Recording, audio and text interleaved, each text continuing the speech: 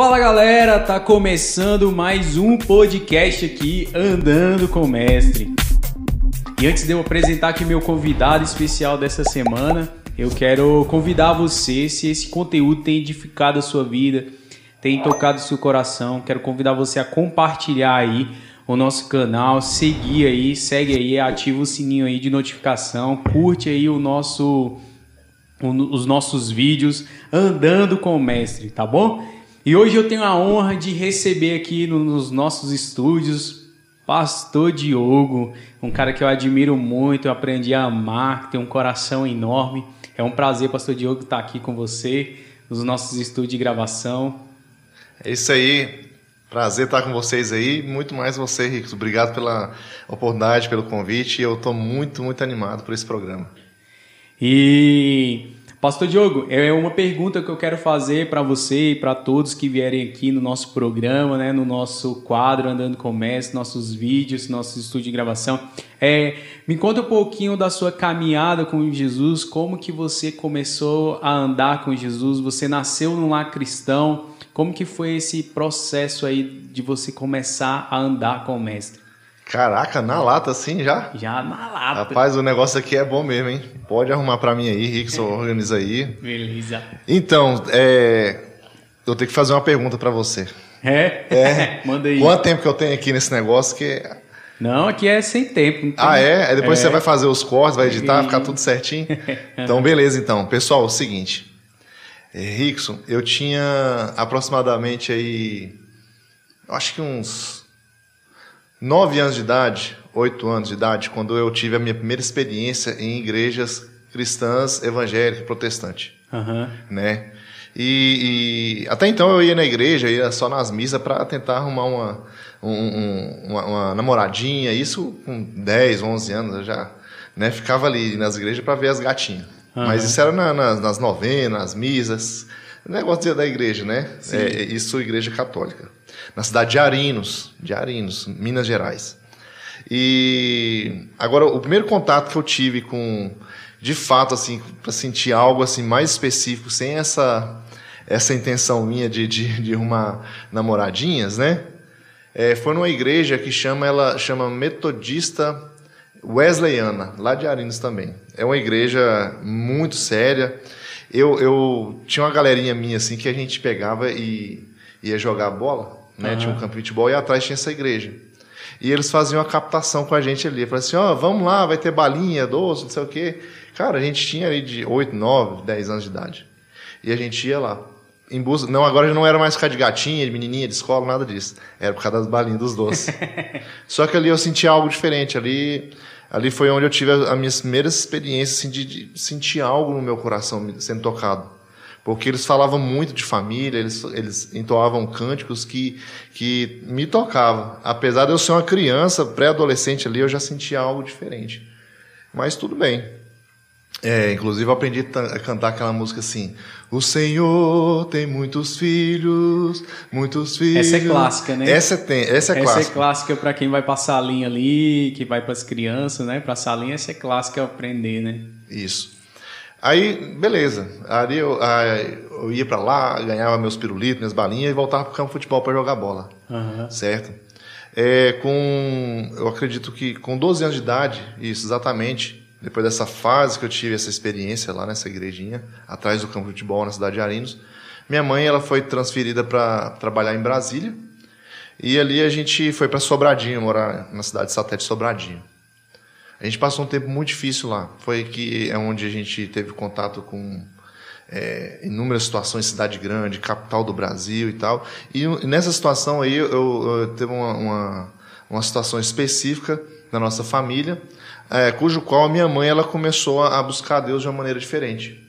Ela começou a ir nessas igrejas de libertação, universal. Ela ia nesses encontros lá, inclusive ia muito no plano piloto, tinha essas campanhas, né? Em busca de uma salvação e libertação, nós da família, mas também de um irmão meu. E ali ela começou a ter uns contatos, né? A minha mãe, nossa, quem diria, né? Minha mãe, que, né, não tinha contato nenhum, ela começou a trazer isso para nossa família. Trazer o evangelho para dentro da sua casa. O evangelho para nossa casa. Mesmo sem saber, ela estava buscando uma solução para o problema. Uhum. E Rickson, ela pegou e começou a levar a gente para uma igreja lá em Sobradinho, a Batista Central, se eu não me engano o nome. E ali eu tive a minha segunda experiência marcante com igreja, foi quando assim, minha mãe começou a buscar, e essa igreja era uma igreja muito boa, séria, louvores maravilhosos. E aí falaram assim, vai ter um encontro lá no Parque da Cidade, né, para todos os adolescentes. Uhum. Adivinha o que minha mãe fez? Não, meu filho vai. Cara, ele foi muito bom, foi muito fantástico. Ele me marcou também por causa da mocidade. A juventude, ela tem um poder muito grande, Rickson, de reconduzir uma geração em direção a Cristo. É impressionante. Eu acho que talvez você viveu isso também, né? Sim. E é engraçado se eu falar um pouquinho sobre isso, sobre esse testemunho, pastor, porque eu estava ouvindo uma pregação um tempo desse e estava ouvindo exatamente sobre isso. E uma pessoa, ela falava assim que o jovem, o adolescente, ele tem muito mais poder de influência sobre o adolescente do que um adulto. O outro adolescente, ele tem muito mais poder de influência com outro adolescente do que um adulto. Uma criança, ela tem muito mais poder de influência na vida de uma criança do que um adulto ou outra pessoa de outra faixa etária, né? Um jovem, por exemplo. E um jovem, ele tem muito mais poder de influência na vida de um jovem do que outra pessoa em outra faixa etária. Então, para você ver a importância, a necessidade dos jovens, eles serem instruídos desde pequeno com a presença, com a palavra do Senhor. Por quê? Porque, na verdade, não está sendo só preparado esse jovem ou esse adolescente, ele está sendo preparado para ele influenciar outro jovem e outro adolescente, que foi o que aconteceu na sua vida, né? Sim, com certeza. Então, assim, isso é muito sério, porque lembra que eu te falei do campo de futebol? Uhum. Ali eu não queria propriamente ir para a igreja, mas eu ia com a galerinha. Que não, eu chamava, eu vou. Exatamente, eu vou. Aí eu ia junto, né? Aí uns me influenciavam e eu influenciava outros, acabava que a gente enchia a salinha. Uhum. Acabava lá, a gente voltava pro nosso futebolzinho. E assim, aí como minha mãe estava nessa busca lá, e aí eu me identifiquei com a da juventude. Aí foi muito bom e tal, só como era naquela época foram muitos problemas, né, que a gente passava e não tinha aquela constância. Eu passei um pouco tempo naquela igreja ali, ia quando minha mãe ia, e aí como minha mãe não conseguia me levar sempre, eu não era muito firmado. Mas eu tinha uma experiência também de um amigo chamado Daniel, isso lá em Sobradinho ainda. Uhum. Ele me levava, ele era crente da Assembleia de Deus, e ele me levava para os cultos da igreja dele. Uhum. E ali eu já sentia um mover mais diferente também, uma densidade de espiritualidade um pouco mais densa, podemos dizer assim. Eram uns cultos mais agitados, mais movimentados. Eu falei assim, o que é isso aqui? De verdade. Mas, ok, eu ia e tal, mas também não tinha compromisso algum, né? Uhum. Mas aquilo me marcava também. Mas a minha conversão mesmo aconteceu quando, ainda por conta dessa série de problemas, o meu irmão, ele tinha 17 para 18 anos. Quando ele completou 18 anos de idade, né, ele estava no mundo do crime lá em Sobradinho, e lá ele pegou e foi preso, né, e ficou quase 4 meses numa cadeia lá de Brasília. E nesse tempo, ali, às vezes a gente julga isso ruim, né? Uhum. Mas aí, quando meu irmão foi preso nessa cadeia, a primeira coisa que ele ganhou foi uma Bíblia. Olha só. Ganhou uma Bíblia. Dentro do presídio lá da cadeia, ele ganhou uma Bíblia. E dentro dessa cadeia, ele falou assim, meu irmão, eu quero que você não fique preocupado com as minhas tribulações, como se fosse Paulo falando. Incrível. Olha isso, né? Só. Paulo, quando estava preso, ele falava assim, meus irmãos, eu quero que vocês não fiquem atribulados com a minha situação, mas eu me coloco nessa situação aqui de joelhos para que vocês possam ter liberdade de se achegar à presença e sejam fortalecidos pelo Espírito Santo. Está na Efésios 3. E meu irmão, nessas cartas paulinas que ele escrevia para mim, né, ele desmiuçou essa Bíblia lá e se converteu ao Evangelho através de um programa como o seu, Rickson. Olha só que programa da bispa Sônia Hernandes, lá de São Paulo. Inclusive, esse programa está no ar até hoje. Olha. Era um programa da Renascer em Cristo. E lá eles faziam um apelo, você que está aí na sua casa, onde você estiver, eu quero que você levante sua mão e se renda a Jesus Cristo, aceita Ele como seu Senhor, seu Salvador. E meu irmão, com essa Bíblia e através de um programa de rádio, de um podcast como esse aqui, ele se converteu de verdade. Olha só, que É benção demais. Ele teve a inicialização lá junto com minha mãe, levava ele para as campanhas, né, porque ele estava um adolescente, né, difícil, envolvido com a marginalidade, com o tráfico. Minha mãe levava ele, mas a conversão de fato foi quando ele teve um contato com a palavra de Deus. Com a palavra. E aí então ele começou a escrever cartas para mim. Eu tenho essas cartas até hoje. Olha só. Ele, meu irmão, não fique triste por mim. Por mais que eu esteja nesse lugar, eu estou mais livre do que nunca. Uau! Eu falei assim, cara, que ciência é essa aí? Que, né, eu não falava assim, mas eu falei, que é isso que meu irmão tá falando? Eu chorava por ele, meu irmão estava preso, estava na cadeia, estava encarcerado, e eu queria ver ele, mas ele falava assim, eu estou mais vivo do que nunca. Eu não conseguia compreender, Rickson. Era mais ou menos o que Paulo escrevia à igreja de Filipenses, né? Que era a carta, que é considerada a carta da alegria. Mas Paulo estava preso, como assim? Estou preso e estou alegre, estou contente, como assim? E era exatamente isso, porque na verdade o corpo de Paulo estava preso, mas a alma dele, a voz dele, ele não estava preso ali naquele lugar, né? Aquilo ali não prendia ele. E é um paradoxo muito assim, incompreendível até hoje para as pessoas que não receberam essa mensagem ou o Espírito Santo, porque eu também não entendia. E ao mesmo tempo ficar assim, como assim meu irmão está melhor do que nunca? Está preso. Mas eu ficava chocado. Ele falava assim, meu irmão, eu quero que... Lembra daquela vitamina de abacate que nós fazíamos para nós dois? A gente pegava um litro de leite, deixava ele no congelador ali, bem geladinho, pegava o abacate e fazia uma vitamina de abacate. Quando não tinha abacate, era leite com Toddy. Eu quero que você pegue isso e divida, compartilhe com as suas irmãs. Porque na época, né, como a situação estava muito difícil em casa, a gente tinha muita treta em casa. Uhum. E aí tinha uma facção dos homens e das meninas. Dentro de casa. Né? E aí eu falei assim, como assim? Ele perdoa as suas irmãs e pede perdão para elas. Eu falei assim, o que é isso? Porque lá em casa, nessa época, a gente puxava até faca um pro outro. Não sei se alguém que está ouvindo esse programa já viveu isso dentro de casa. Já viveu isso dentro de casa, mas eu quero falar para você. Tudo é possível. Quando você recebe essa mensagem de Cristo, do Evangelho, das boas novas, tudo é possível. Inclusive, as pessoas não compreendem, né, Ricos? Como que a pessoa pode estar dentro de uma cadeia, mas se sentindo livre, assim como Paulo foi, assim como meu irmão foi.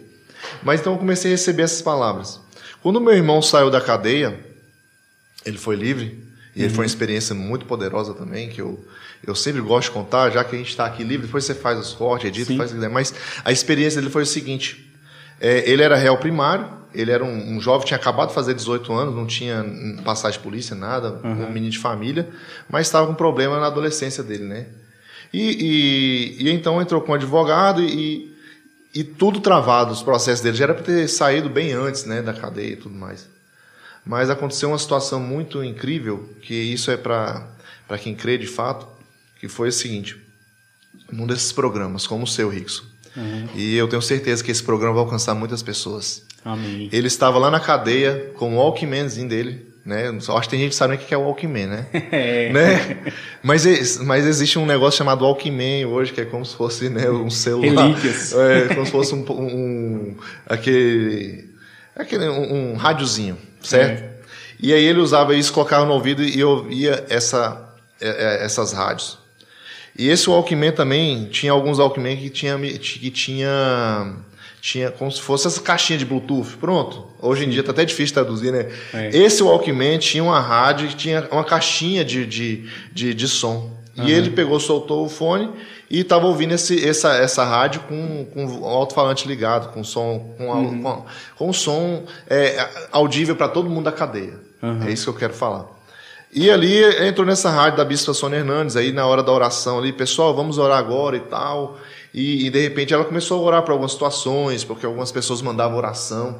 Às vezes as pessoas subestimam essas orações que te pedem na rádio, mas eu quero falar, não subestima, Ricos. Quando alguém te pedir uma oração, deixa Deus te usar, deixa, né, o Espírito Santo mover seu coração. E ela estava ali orando pelas pessoas e tal, mas na rádio, naquele programa, ela parou assim, opa, eu quero agora entregar uma palavra para uma pessoa que está na cadeia. Ela está presa assim, assim, assado, já tem alguns meses. E eu quero te falar que Deus ele manda te dizer que Ele é o seu advogado, a sua testemunha, o seu juiz. Olha só. Segundo meu irmão, os presos, estavam tudo ouvindo junto com ele ali, o coração dele queimou e ardeu. E ele sentiu algo muito forte.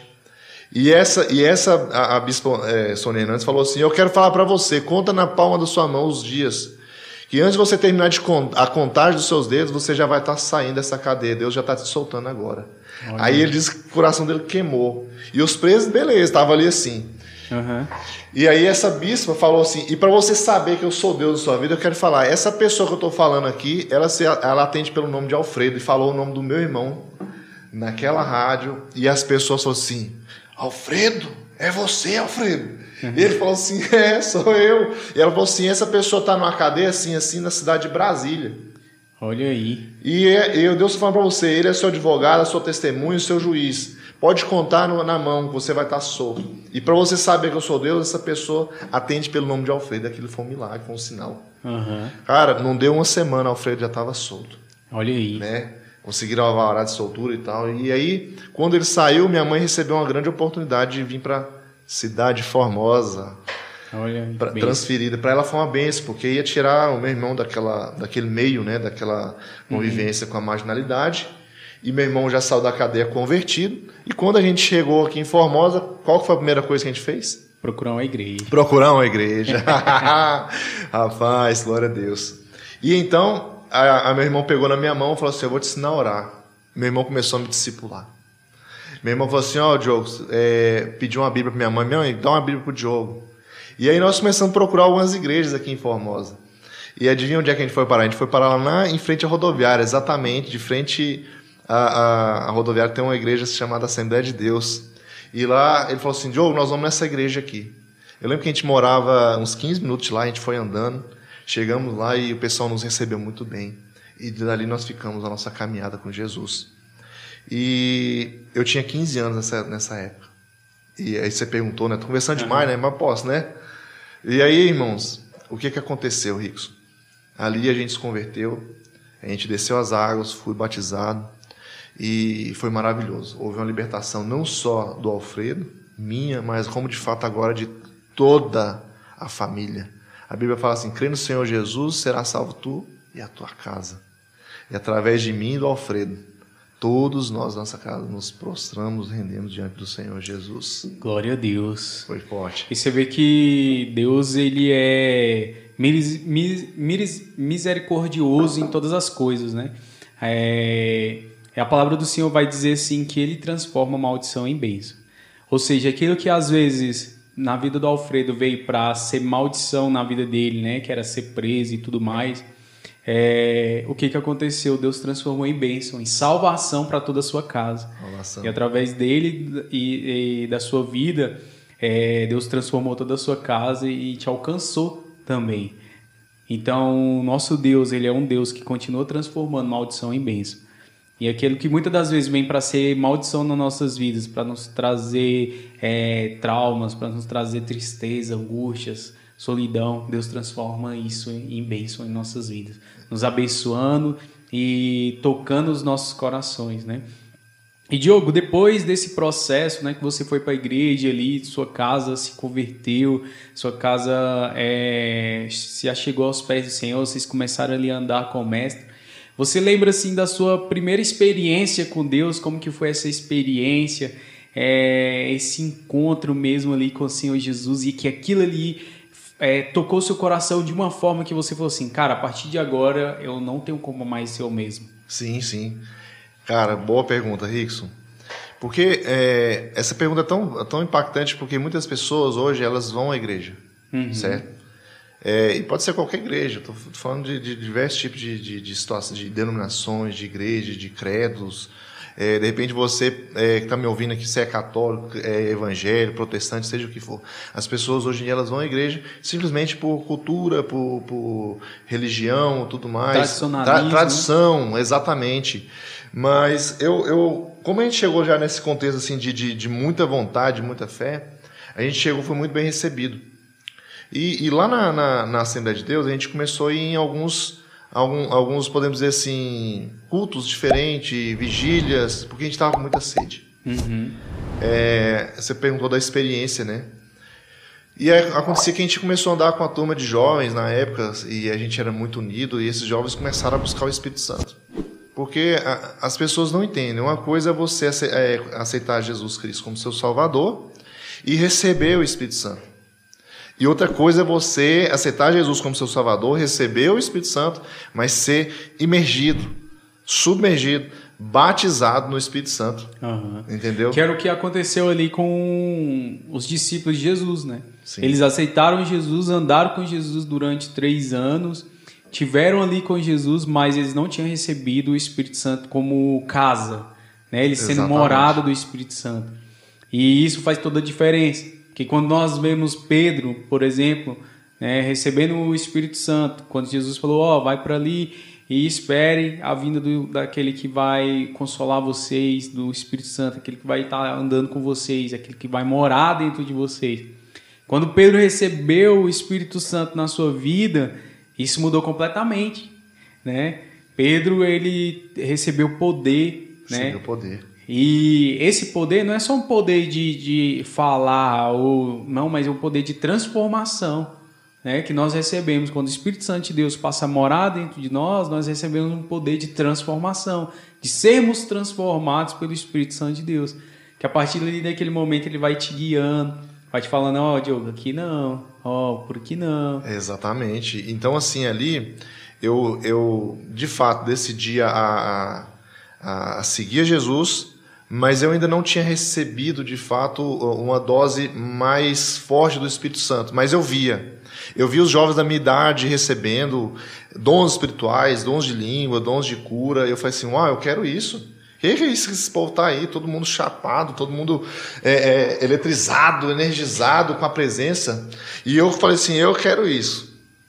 E eu estava com minha irmã, nesse tempo a gente tinha o pastor Davi do Vale. E aí a gente ia para a casa dele e a gente fazia alguns momentos de oração ali, aí começava a cantar louvores, entoar louvores, e eu achava aquilo lindo demais. Mas eu mesmo não tinha vivido aquela experiência que eu via aquele povo. Falei assim, meu Deus, o Senhor realmente move dessa maneira, eu também quero isso aí. Uhum. Eu já tinha recebido, de fato, o Evangelho da salvação, já tinha recebido o Espírito Santo, mas eu ainda não tinha me imergido naquilo ali. Eu falei assim, cara, eu quero viver essa experiência impactante. Por isso que a Bíblia fala que nós seríamos batizados no Espírito Santo e com fogo. Eu falei assim, cara, que negócio é esse? Eu quero. E aí o pessoal estava lá assim orando e de repente alguns jovens foram batizados no Espírito Santo e outros batizados com fogo, né? Que aí isso é outra coisa, outra parte da teologia que a gente pode entrar também, né? Mas enfim, e eu falei assim, eu quero. E eu comecei no meu cantinho, eu disse assim, eu quero. E daqui a pouco eu senti uma presença, Rickson, muito poderosa. O Espírito Santo veio sobre mim assim, como um sopro. E ele começou a me inundar e eu comecei a sentir um queimor, um ardor assim no meu corpo e eu comecei a tremer. E era involuntário, é como se a minha musculatura recebesse uma atividade diferente, né, dentro do meu corpo. E era algo espiritual que eu nunca tinha recebido. E eu comecei a me sacudir assim, eu falei, ei, que é isso? Né? A minha irmã, Cristiane, ela também tinha se convertido também, ela começou. Porque ela era da católica, tinha feito tudo, primeira comunhão, mas se esse negócio for verdade, ela falou assim, esse negócio vai pegar o meu irmão. Olha pra você ver, né? Em vez dela chamar, né? Ela chamou em mim, né? Ela, se for verdade, meu irmão vai receber. Cara, daqui a pouco, eu estava assim queimando, aí veio uma irmã chamada Bia. Né, ela era moreninha assim, abençoada, ela veio, pegou na minha mão e ela começou a ministrar, filho, me chamou de filho, e aí começou a ministrar, hoje você vai receber o Espírito Santo, e aí recebe o dom de línguas também. Aí eu comecei a orar em outras línguas, a língua que ela falava, que eu nunca tinha falado, não sabia nem se eu podia falar aquilo, ela começou a falar e eu comecei a entoar cânticos junto com ela na mesma língua que ela falava. Eu falei assim, que isso, que ciência é essa aí? E ela começou a falar em outras línguas, e eu, sem nunca ter ouvido aquilo, eu comecei a cantar e a orar justamente na língua que ela orava. E naquela hora eu comecei meu corpo queria desfalecer com tamanha presença. E a partir daquele momento, nunca mais eu fui o mesmo, Rickson. nunca mais eu fui o mesmo. Foi essa experiência. E é muito legal você falar isso, porque eu lembro também que a minha primeira visitação, assim, que eu recebi o Espírito Santo de Deus, eu era adolescente na época e estávamos fazendo uma campanha no monte e, na verdade, meu pai, né, a igreja ali estava fazendo e eu sempre gostei de acompanhar meu pai e tal, sempre ir para as orações e tal, sempre ele tá ali com ele. E a gente pegou e foi para oração nessa época. E estava tendo essa campanha lá no monte lá, e eu fui para oração e eu recebi o batismo do Espírito Santo de Deus, e eu lembro que foi algo tão marcante na minha vida, tão poderoso, que eu comecei a falar em línguas, e eu desci do monte falando em línguas, dormi falando em línguas, nem me lembro do momento que eu parei de falar em línguas, que eu simplesmente adormeci.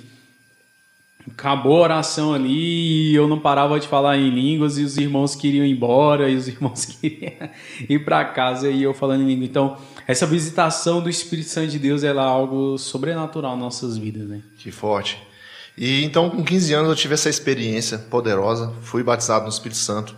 Fui batizado com fogo também, porque eu creio muito assim, Ricos, que existem pessoas que elas recebem o Espírito Santo, outros recebem por imposição de mãos, e outros são batizados no Espírito Santo, que é onde acontece de vir os dons. Uhum. E outras pessoas, mesmo sendo batizadas no Espírito Santo, ela não manifesta dons tão perceptíveis, mas ela recebe dom de sabedoria, de ciência, dom da palavra de sabedoria, dom da palavra de ciência, e outros dons que tem na Bíblia.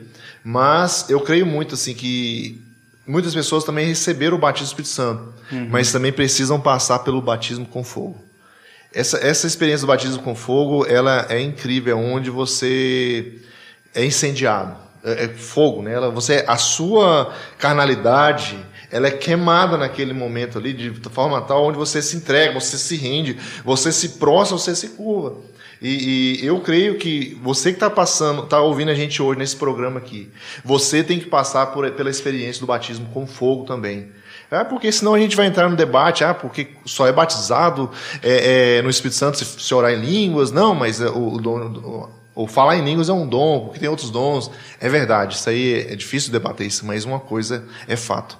Quando a pessoa ela recebe o batismo com fogo, aí, meu amigo, é difícil alguém debater, porque o sinal ele é muito nítido, Rickson. Ele vem como realmente uma labareda, assim como foi com os discípulos. E é algo sobrenatural, né? É sobrenatural. Isso é algo que transcende o entendimento humano, né? Como aconteceu com os apóstolos. Que Jesus falou assim, vão então para Jerusalém e aguarda o Espírito Santo. Ele vai vir e vai descer sobre vocês. E quando veio, a Bíblia diz que veio como um vento impetuoso, que aí veio, e aí eles oravam e como línguas de fogo, entende? Porque alguns oravam em outras línguas, mas também tem outros que oravam com labaredas de fogo. Então, assim, eu quero convidar você que está ouvindo esse podcast aqui no programa Sal da Terra, com o programa Andando com o Mestre. Busca também o batismo com fogo. Manda outra pergunta para mim. Isso aí. Manda. E aí, Diogão, você recebeu esse batismo no Espírito Santo e como que foi essa caminhada assim? Cara, algo que eu admiro muito na sua vida e que Deus usou sua vida grandemente para tocar o meu coração. A gente se conhecia há um tempo já, né? Graças a Deus por isso. Eu louvo a Deus pela sua vida de verdade mesmo, assim. E algo assim que é visível na sua vida e que manifesta assim de forma clara, assim, é a paternidade. Isso é algo visível, assim, onde você chega, você tem esse chamado mesmo de pastoral, né? De pastor, de pai, de abraçar essa paternidade. Como foi essa descoberta, assim, de você se encaminhar nesse processo de se descobrir ministerialmente em Deus? Forte isso aí, gente. É algo realmente que mexe comigo, Rico, essa pergunta. E aí quando você se rende com o batismo, né, no Espírito Santo e com fogo, a Bíblia fala assim que o vento de Deus sopra onde quer, ninguém sabe de onde vem nem para onde vai. Assim são aqueles que são nascidos, né, do Espírito. O que acontece? Quando eu fiz 15 anos, veio para Formosa, me converti, batizei, fui batizado no Espírito Santo, começaram também a vir então algumas palavras proféticas. A Bíblia fala para a gente não desprezar os profetas. Rapaz, você não pode desprezar os profetas, as profecias, porque Deus ainda continua falando através dos seus homens de Deus, dos seus profetas, não é verdade? E então, nesse tempo que 15 anos de idade, eu comecei a receber algumas palavras proféticas. As pessoas falam assim, filho, né? Eis que eu estou te separando para uma grande obra. Com 15 anos de idade, tu olha assim, meu Deus. Aí tu começa a falar assim, uau, o que é esse negócio, né? Aí você vai num culto, vai num outro, aí levanta aquelas irmãs abençoadas do coque, chega em você, aquele manto, aquele mistério, fala assim, meu filho, é isso que te digo, tô colocando um cajado na tua mão. Eu falei, gente, cajado? Glória a Deus. Aí como a gente começa a ler a Bíblia, e geralmente começa o assembleiano começa a ler do Antigo Testamento, a gente já sabe das histórias de Moisés, né? Moisés recebeu um cajado forte, né, Rico? Quer falar? Não, pode ir. E aí, tipo assim, é engraçado porque, assim, cajado, quando a gente vê no Velho Testamento, tem a posição de profeta, né? Até por causa de Moisés e tudo mais. Mas já no Novo Testamento, cajado é pastor, né? É pastoreio. Pastoral. É pastoral. Pastoreio. É que geralmente o povo assimila cajado para bater, né? Aí profeta bate. Isso. Mas, na verdade, a questão do cajado é governo, é sacerdócio, é direcionar um povo, direcionar umas ovelhas ao aprisco com aquele cajado. E aí eu não entendia isso, mas amém, glória a Deus. E a minha referência naquela época lá, às vezes nem era tanto de pastoreio, mas era profetas e tal. E aí eu olhava aqueles pregadores itinerantes, Marco Feliciano, Samuel Bezerra, Lana Holder, né? Que povo que hoje nem tá Vamos mudar de assunto. E aí, assim, né? Eu vi esses pregadores itinerantes da minha época, eu falo assim, uau, nossa, então é isso, né? Deus vai me levantar como pregador das nações. E eu vou te falar um negócio, Rickson. Rapaz, minhas pregações não tinha nada daquilo. Mano. Era só ali com esse cajado batendo nos outros, porque eu entendia que era bater o povo, né? E até lembro de uma situação quando os irmãos viram que eu estava um jovenzinho, um rapazinho muito espiritual, né? E obediente às doutrinas, né? E amém, glória a Deus. E aí eu peguei e fui pregar uma vez no culto de jovem, de adolescente lá. Aí, rapaz, eu jejuei, eu orei pegar a palavra. Eu lembro até hoje qual que era o texto. Peguei o povo ali com bezerro de ouro e tudo mais. E aí, cara, eu peguei assim... Era na época dessa época aqui, ó, de junho para julho, essa época friozinha assim, onde o pessoal tava começando a comprar umas botas de couro para ir para pecuária, mano. Era inevitável. E eu comecei a exortar esse povo. Falei assim, essas irmãzinhas que vêm para a igreja para amaciar as botas para depois ir para pecuária, essas irmãs vai passar tudo pelo crivo de Deus, e aquela toda, os irmãos acharam bom. Eita. Aí começou, né? E minha sogra nem era tão carregada de persuasão, nada disso, assim. Mas depois passou esse tempo, esse fervor e essas exortações, né? E que eu sempre fui muito assim de chamar as pessoas para responsabilidade, né? No reino de Deus. Amém. 16 anos, 17 anos, com 18 anos. E eu continuando caminhando com Jesus, nunca desviei, graças a Deus. Pequei demais, mas desviar nunca. Aí, pecar então todos, né? Até Jesus voltar. Exatamente. E me arrependia, chorava em algumas situações e tal. 18 anos eu fiz um concurso e fui para a Marinha. Fui servir a Marinha através desse concurso, fui para o Espírito Santo. Passei um ano lá estudando e depois formei nesse curso. Com 19 para 20 anos eu fui para o Rio de Janeiro, certo? E assim, firme. Aí eu saí desse contexto da onde eu me converti, que foi a Assembleia de Deus e tal, e comecei a conhecer as comunidades, pessoal mais tranquilo no quesito de doutrinas. Né? Era pentecostal também, renovado, como a gente fala hoje, né? Mas eu me abri mais para a questão da adoração, das comunidades, entendeu? Porque eu era muito, muito religioso nesse sentido assim, de ser... abraçar uma bandeira, né? E tal, aquela coisa toda. E eu comecei a conhecer um novo mundo, né? Que era um mundo não só de um Deus muito poderoso, forte, mas de um Pai. De um Pai. Aí eu nessa no Rio de Janeiro eu passei por um encontro com Deus. E na época eu abominava, eu fazia isso até um X assim, Deus me livre, encontro, não sei o quê, regressão, aquele negócio todo. Aí eu passei por um encontro com Deus. Quando eu me converti, eu conheci um Deus poderoso. Quando eu fui para o Rio de Janeiro, passei por esse encontro com Deus, eu encontrei um pai. Um Deus Pai, né? Um Deus Pai. Encontrei a paternidade de Deus e aquilo mexeu muito comigo. Eu não me relacionava mais com Deus como fosse aquele cara, né? Mas eu como um pai. E isso é legal porque o povo de Israel, quando estava na espera por Jesus, né? Na espera pelo Messias, o Libertador, o que o povo esperava? O povo esperava um Deus que viria ali com espada, com poder, governância, né? Que esse era o sentido do Deus, de Deus, como as pessoas viam Deus no Velho Testamento, né? Um Deus de guerra, um Deus libertador, um Deus que trazia... Mas quando Jesus veio, ele veio... Peraí, não é só isso que é. Ele é um Deus Pai. Um Deus Pai. É um Deus que abraça, é um Deus que acolhe, é um Deus que está ali perto. Veio trazer Deus para mais perto das pessoas. E essa proximidade é exatamente nesse sentido de paternidade. Porque as pessoas elas achavam até um pouco estranho quando Jesus fala assim, Pai. Pai. Né? Quando Jesus vai nos ensinar lá em Mateus como orar, ele fala Pai Nosso. Pai Nosso. E não só um Pai particular de Jesus. Ele não falou isso. Ele falou um Pai Nosso. Coletivo. De coletividade. Um Pai que não abraçaria ali simplesmente os seus filhos queridos, vamos dizer assim, o povo de Israel. Mas era um Pai que estava vindo para todos. Gentios, né? E todos os outros povos e nações. Então, assim, esse é o Pai assim, de Deus e que Ele vem trazendo para nós, nos revelando a cada dia. Né? E é muito legal isso, você falar isso, porque Ele se revelou a você como um Pai agora. Como um Pai. E eu conheci esse Deus vivo, mas lá na frente Ele se revelou a mim como um Pai. E aí, essa questão da paternidade que você citou, eu recebi. Porque agora eu sentia Deus cuidando de mim como um Pai.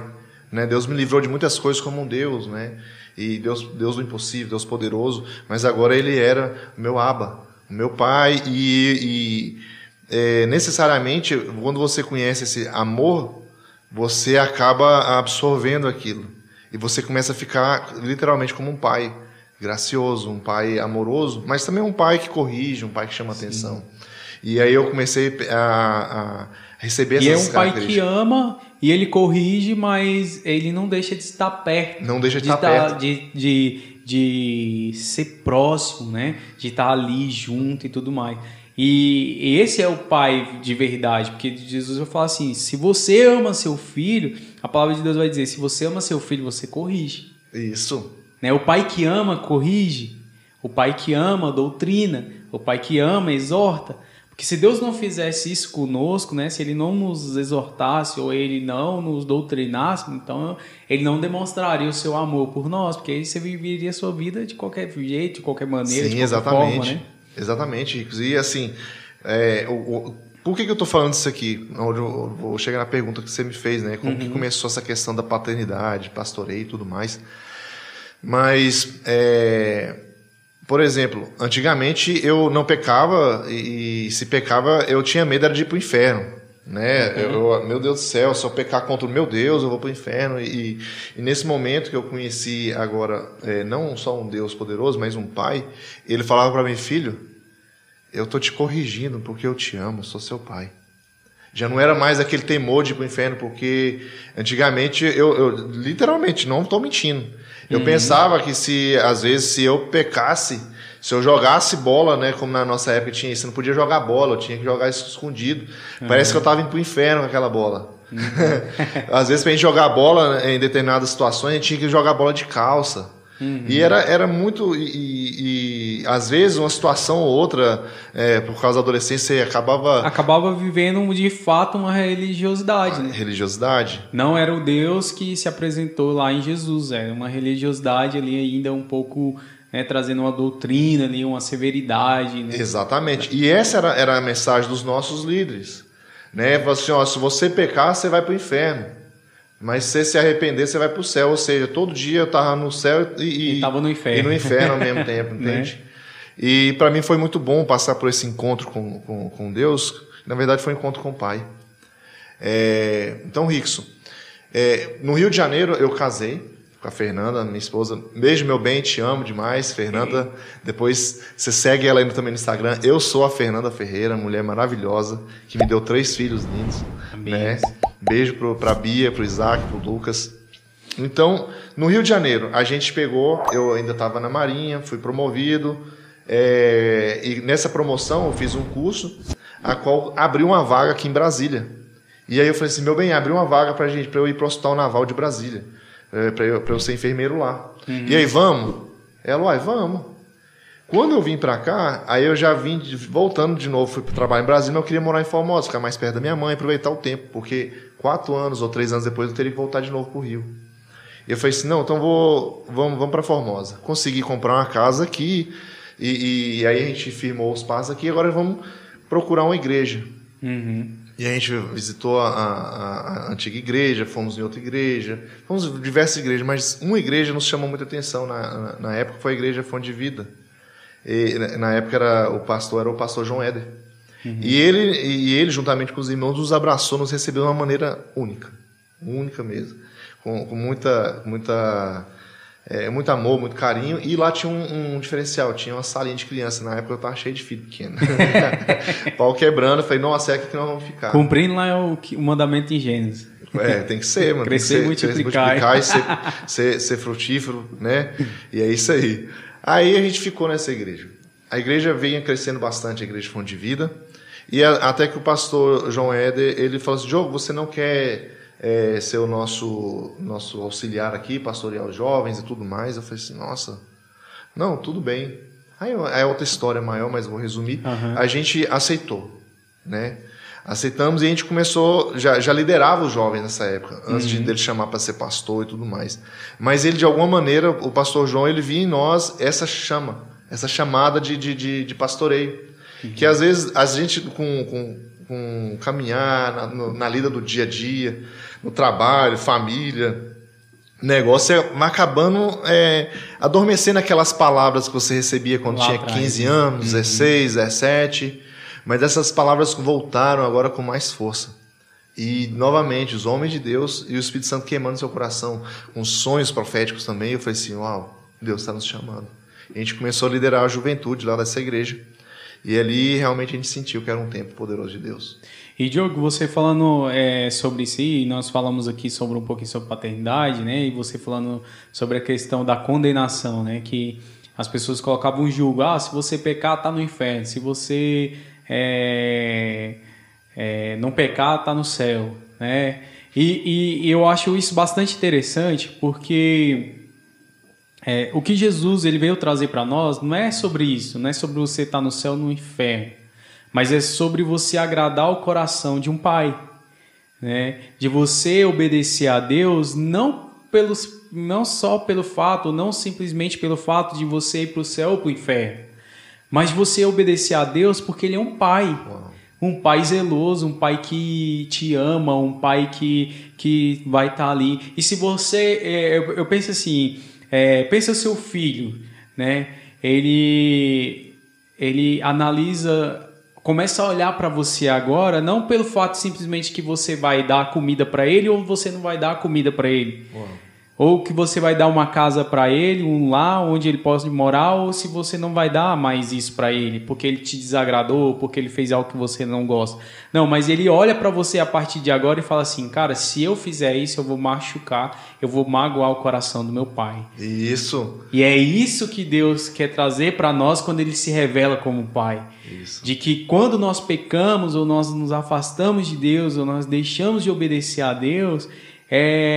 você não é simplesmente o fato de você ir ou não para o inferno, não é simplesmente o fato de você estar no céu ou não, é o fato de você estar ferindo o coração de um Deus que é pai, né? Que e forte isso é muito intrigante, porque quando a gente sai da religiosidade, quando a gente deixa essas coisas, a gente passa a perceber que muitas das coisas que, na verdade, as pessoas colocavam como julgo sobre nós, elas não têm poder nenhum, não fazem diferença nenhuma em relação a isso, e muitas outras coisas que a gente achava que agradava o coração do pai, isso não agrada o coração do pai mais. Isso. E isso que você está falando é muito, muito forte e é bíblico também. Né? Jesus falava assim, se tu me amas, né, me obedece. Isso. Quem é o que me ama? Aquele que segue os meus mandamentos, né?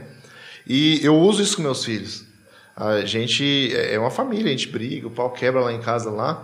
E esse dia eu estava numa discussão acalorada com o Isaac, meu filho, e ele tá com 14 anos, um adolescente, é flor da pele, é um filhão amado, a benção. Eu falei assim, filho, se você me ama, não faz isso mais não. Ele, não, mas não sei o que, filho, se você me ama, não faça mais isso.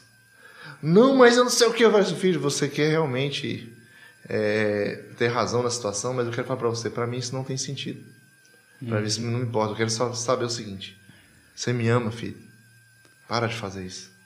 E é exatamente isso que Deus se revela a nós quando Ele se revela como Pai, né? Ele não é assim, não é uma ameaça. Não. Ou Isaac, se você me ama, ou não faça mais isso não, se você fizer eu vou tirar isso, eu vou tirar aquilo. Não é isso, é isso. Se você me ama, Diogo, se você me ama, é Deus falando, Diogo, se você me ama, ei, abandona esse pecado aí de estimação. Isso, exatamente. Ei, Diogo, se você me ama, não faz isso mais não, porque isso fere o meu coração. Né? Então é exatamente isso que Deus vem falando para nós. Você me ama? Apacenta as minhas ovelhas. Você me ama? Deixa tudo que tem, vai, não peques mais. Né? Ótimo, legal pra caramba. Então é isso que Deus ele vem se revelar a nós através de Pai. Quando ele se revela através de Pai. Porque no Antigo Testamento nós vamos ver um Deus que ele se revela exatamente através do castigo. Você fizer isso, maldição vai te acompanhar e tal. Mas a partir do Novo Testamento, a partir de Jesus, não é mais isso. É o amor pela obediência. Como exatamente. Você falou, Jesus disse, né? Se você me ama, você obedece os meus mandamentos e os guarda. Esse é o que me ama. Então, esse é o que me ama. E a gente é salvo pela graça, né? Por meio da fé. Mas é um dom, cara. A salvação é um dom, é uma graça que você recebe. A Bíblia fala que os dons são irrevogáveis. Né? Só tem uma maneira de você perder a salvação. Primeiro, se você realmente a receber, ganhar ela, está disponível. Mas você tem que falar assim, eu recebo. E segundo, se você a rejeitar. Ou seja, que são os apóstatas, né? Então, assim, onde que Rickson, que o diabo trabalha na questão da perda da salvação? Talvez a discussão é enorme, o povo fica... eu sou da linha tal, da linha X, mas a questão central dessa discussão não é essa. Onde o diabo ele vai minar uma pessoa é na identidade dela. É quando o diabo ele veio para Jesus e falou assim, se tu és filho de Deus, se tu és o filho de Deus, ele estava provando Jesus na comida, com poderes e tudo mais, lá no pináculo do templo, tudo mais, mas o cerne da questão é se tu és o filho de Deus, ou seja, a identidade de filho. Você sabe onde você está perdendo a sua salvação? É quando você é contestado se você é filho ou não e você acaba, não sei. Você é herdeiro? Aí não sei. Tá entendendo? Aí você acaba entregando isso de bandeja. Você às vezes fala com muito mais facilidade assim, você é salvo? Sou. Mas você é herdeiro? Você é filho? Ixi. Não sei. Entendeu? É exatamente isso. E uma passagem muito interessante e algo que Jesus deixou para nós como exemplo assim muito claro sobre isso, sobre você se sentir filho, você ter essa identidade de filho, é na parábola do filho pródigo. Onde o filho mais velho, às vezes a gente não para analisar o filho mais velho, nós analisamos muito o filho mais novo, né? Que ele sai, pede tudo pro pai e tudo, e vai lá e gasta e tudo mais.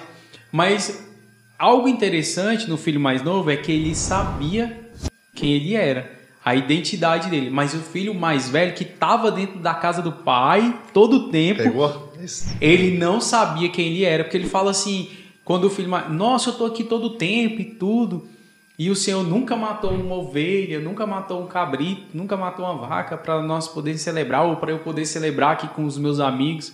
Mas é exatamente isso, porque ele não entendia que ele era filho e herdeiro. Exatamente. Ele poderia fazer isso a qualquer momento, né?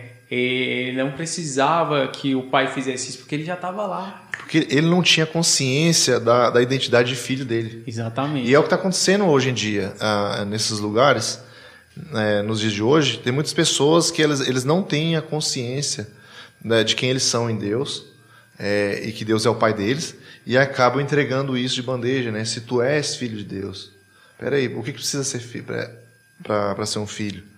Então, assim, meus filhos jamais deixarão de ser meus filhos. Sim. Porque já nasceram meus filhos. Eu dei os direitos para eles. Lá no cartório está o meu nome neles lá. Mas quando eles crescerem, eles podem virar... Não vai acontecer. Mas eles podem decidir a mudar o nome deles, a rejeitar o que eu tenho, o legado que eu deixei para eles, as heranças para eles. Eles podem falar assim, eu não quero mais esse nome. Ele pode ir no juiz e falar assim, eu não reconheço esse cara como meu pai. Ele pode rejeitar a identidade de filho. Eu não sou filho do Diogo, tá entendendo? Uhum. E é basicamente isso. O diabo ele vai vir para as pessoas, e aí, você é filho de Deus? Aí ele vai olhar para trás assim, cara, mas eu não fiz nada por esse pai, por esse filho. Eu agi a vida toda como um servo. E algo muito interessante você falando sobre isso aí, mas existe algo que eles não podem negar. É o DNA. É o DNA. Seu DNA neles.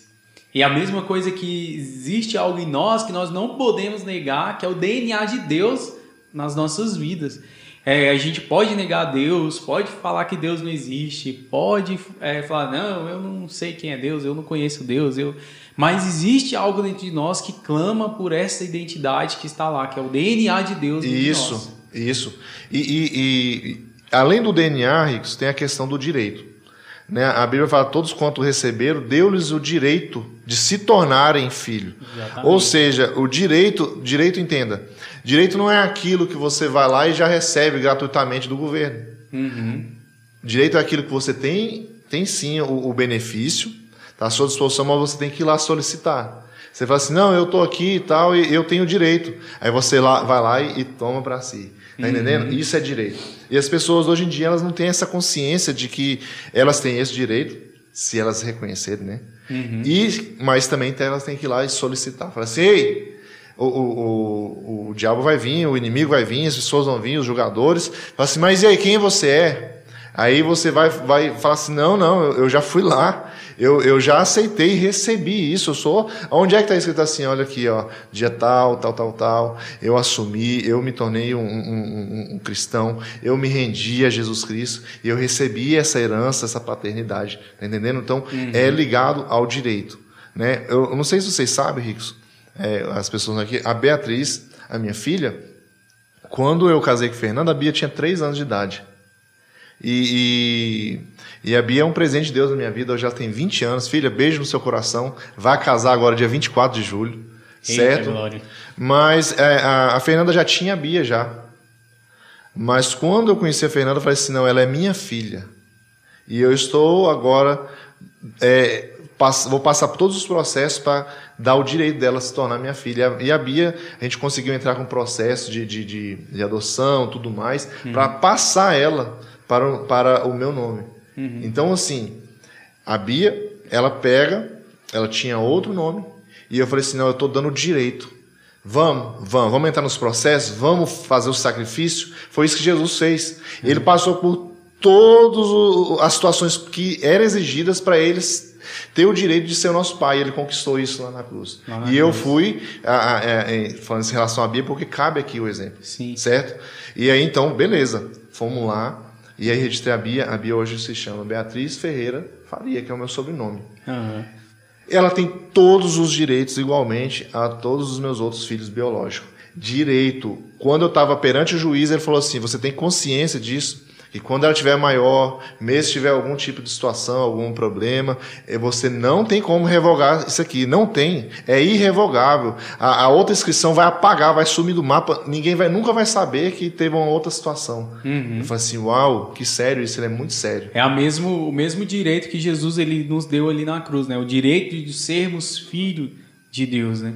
a adoção. É exatamente isso aí. Nós somos adotados pelo Pai como filho, né? E nos tornamos filho, cordeiro de Cristo. Então, assim, nós precisamos realmente isso, tomar posse dessa identidade em Deus, sermos chamados filhos de Deus. E todos os dias nós vamos ser tentados nisso. Todo dia. Todo dia. Sabe uma situação que aconteceu? Eu quero ser muito transparente aqui, que eu quero que minha vida seja um livro aberto, né?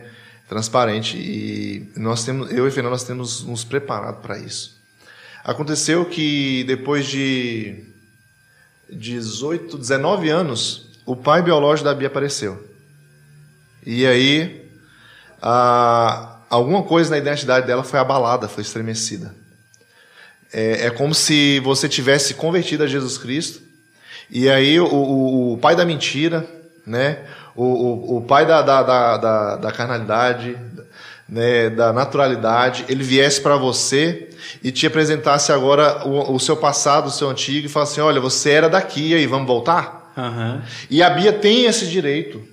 Ela tem esse direito por lei, de falar assim: não, eu quero reconhecer o meu pai antigo. Sim. O meu pai natural, o meu pai carnal, o pai biológico. O pai biológico, ou o diabo, o pai da mentira. O diabo vai vir para você todos os dias. E aí, você é meu filho. Né? Tá entendendo? Você é filho da carne, e o mundo está sob minha jurisprudência. Adão entregou você para mim, você é meu, entendeu? Quando Adão pecou, ele passou toda a humanidade nas minhas mãos, e tá todo mundo do meu lado. E a Bia hoje, ela pode chegar e falar assim: pai, eu quero voltar pro meu antigo pai. Que isso também a gente vai ver lá em Jesus, né? O que você falou, quando Jesus está sendo tentado ali em Mateus capítulo 4, o diabo chega para ele e fala assim: ó, isso aí tudo é meu. Tudo é meu. Se você somente prostrar e me adorar uma vezinha só, eu vou te dar tudo isso aqui. Mas na verdade aquilo nem pertencia a ele. Ele é o pai da mentira. Então, assim, ele não tinha poder sobre nada, porque na verdade quem era dono é o próprio Deus. Exatamente. Então, assim, o diabo ele sempre vem tentar nos enganar, né? Tentar nos tirar da presença de Deus, de nos afastar dessa identidade de Cristo. E aí também se encaixa lá no filho pródigo. O que ele fez com o filho mais novo? Tentou tirar ele ali da presença da casa do pai, oferecendo ele outras coisas, outros manjares, né? Outros manjares ali para que as pessoas pudessem, para que o filho mais novo ali pudesse se esbaldar e se esquecer da sua identidade de filho herdeiro, de Deus. Sim. Então é isso. Só para a gente matar isso aqui, para a gente passar para o próximo passo da questão, né, do meu ministério e tudo mais. Então, a questão da salvação, para você que está nos ouvindo, ela é uma graça, é um favor imerecido, você nunca vai poder pagar por isso. Jesus, ele concedeu isso, né, através do seu sacrifício na cruz, mas você tem que receber essa paternidade. Você tem que deu-lhes o direito de se tornar filho, você tem que receber, você tem que acreditar nisso. Isso não é brincadeira, isso é muito sério. E por diversas vezes você já recebeu, mas vai vir novamente aquela vozinha falando assim: você não olha o que você está fazendo, entende? Você está super errado, olha o que você está fazendo. E você vai ter que reafirmar diariamente essa identidade sua agora de filho, ainda que vacilante, mas você tem que reafirmar: não, eu sou filho. E um filho amado. Não, eu sou filho de Jesus Cristo, né, o Messias que havia de vir. Eu sou filho do Diogo Faria Honório. Eu não abro mão dessa identidade, dessa paternidade, dessa herança. Beleza? É isso aí. Diogão, quero agradecer demais, cara, você por ter aceitado esse convite, né, ter vindo lá de Goiânia para gravar aqui conosco. Muito obrigado mesmo. Que Deus continue abençoando a sua vida. Você sabe que eu tenho uma admiração muito grande por você. Sou grato demais a Deus pela sua vida. E eu peço muito que o Senhor continue abençoando você, sua família, seu ministério. E depois você vai voltar aqui mais vezes para nós continuarmos esse bate-papo aí, falar um pouquinho mais sobre o que Deus tem feito aí na sua vida, as coisas que Deus, o Senhor, tem feito aí. E eu creio que muito mais coisas o Senhor vai fazer ainda através da sua vida aí. Amém. Eu agradeço muito a oportunidade, Rickson, de estar podendo explanar isso aqui. Porque eu sei que de alguma maneira, assim como meu irmão lá naquela cadeia, ele ouviu uma palavra numa rádio, num programa, num aplicativo, no YouTube. Você que está nos ouvindo agora, nesta manhã, ou nesta tarde, ou noite, não sei qual que é o horário que você vai ouvir isso, mas eu quero falar para você. Você é um filho amado. E muitas vezes a sua identidade está sendo provada. E eu quero falar para você. Não revogue, não de forma alguma duvide que Deus ele já pagou o preço pela sua vida e que Ele sim te salvou, foi por você que Ele morreu e que você não deve de forma alguma dar ouvido às vozes alheias, às vozes diabólicas falando que você é um perdedor, que você não é salvo, que você não tem um pai, porque você tem sim, tá bom? E Rickson, que Deus te abençoe muito, né? Que Deus possa te colocar em lugares altos, que esse programa você possa alcançar milhares de pessoas que estão destinadas para ouvir esse programa, para ser incendiado, para ser impactado por cada programa, cada pessoa que vai vir aqui. Amém. E é isso aí, galera. Esse foi o nosso podcast Andando com o Mestre, com o pastor Diogo, né? Se você gostou aí do nosso conteúdo, compartilhe, curte aí, divulga aí para sua família, manda para aquele seu parente, aquele seu amigo que precisa ouvir essas palavras. E fique com Deus e até a próxima, até o próximo podcast Andando com o Mestre. Valeu!